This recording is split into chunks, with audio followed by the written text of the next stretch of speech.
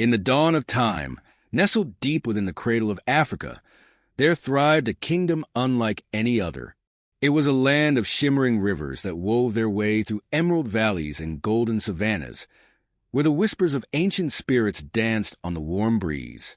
The kingdom, known as Nyandira, was a beacon of beauty and mystery, ruled by a lineage of monarchs said to be chosen by the gods themselves. At the heart of Nyandira lay the royal city, a sprawling marvel of craftsmanship and culture. Its streets were alive with the sounds of merchants haggling over rare spices, artisans chiseling intricate designs into stone, and children weaving through the crowds with laughter that carried the promise of a vibrant future.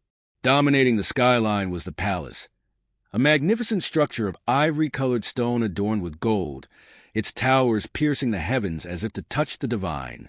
Queen Zuwena, the reigning monarch, was a figure of grace and authority.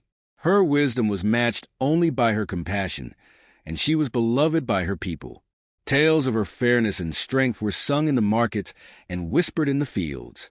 Yet, beneath her serene exterior lay a woman, carrying the weight of her people's hopes and fears. Her vision for Nyandira was one of unity and prosperity, but the path to such a future was fraught with challenges. Beside her stood Malik, her consort, a man whose charm was as intoxicating as the finest wine. Malik had once been a celebrated general, a hero who had defended Nyandira from countless threats. But power has a way of revealing the heart's deepest desires, and Malik's heart was no longer content with being second to the throne. He dreamed of absolute power, a kingdom reshaped in his image. Nyandira was also a land steeped in mysticism. At its borders lay the forbidden forest, a place whispered to be the dwelling of ancient spirits and unspeakable powers. Few dared to venture into its depths, and fewer still returned.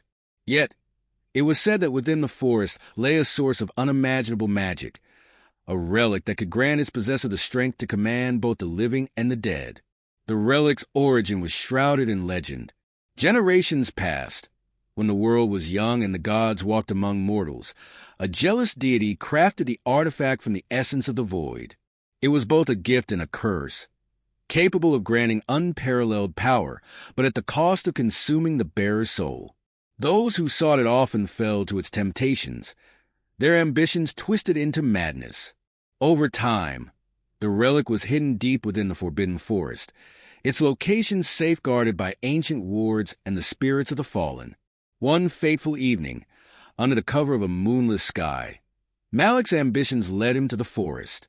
With every step he took into its shadowy embrace, he felt the weight of his decision.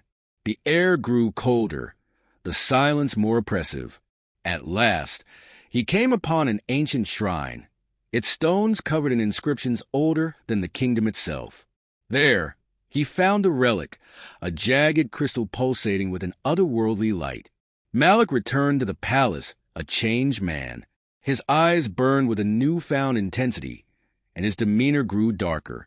At first, Zuwena dismissed the changes as a burden of his duties. But soon, whispers began to spread of Malik's secretive meetings, his unexplained absences, and his growing disdain for the traditions that bound the kingdom together.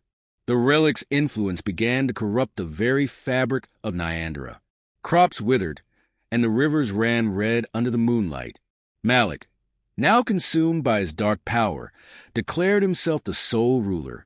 He delved deeper into forbidden arts, invoking rituals that called upon ancient, malevolent forces.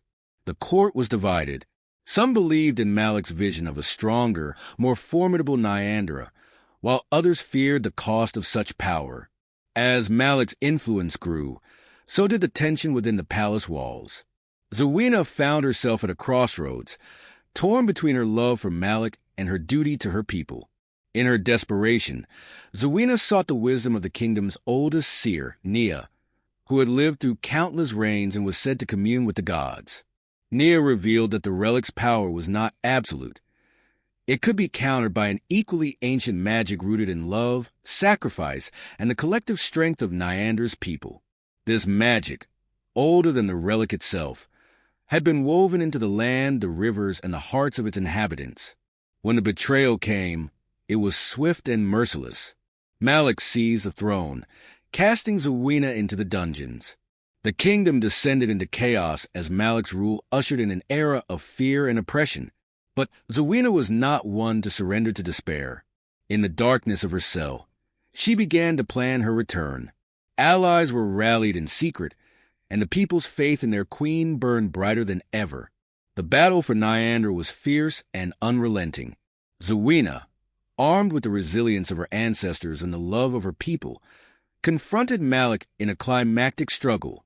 As they clashed, the relic's dark power manifested in terrifying forms. Shadows that devoured light, storms that tore through the palace walls, and whispers that sought to break her resolve. But Zuwena, drawing upon the ancient magic of the land and the spirits of her ancestors, held firm. The final moments of their battle were a tempest of light and shadow. Zuwena called upon the collective strength of Nyandira, the love of her people, the wisdom of her ancestors, and the purity of her own heart. In a blinding burst of energy, the relic shattered, its shards scattered to the winds. Malik, stripped of his power, fell to his knees, a man undone by his own hubris. Zuwena's return to the throne marked the beginning of a new era. The kingdom, scarred but not broken, began to heal. The relic's remnants were gathered and buried deep within the earth, safeguarded by wards to ensure it could never again threaten Nyandira. The tale of her triumph became a legend, a testament to the power of love, courage, and the enduring spirit of a united people. And so, Nyandira endured, its rivers and hills bearing witness to the resilience of its queen and the strength of its heart.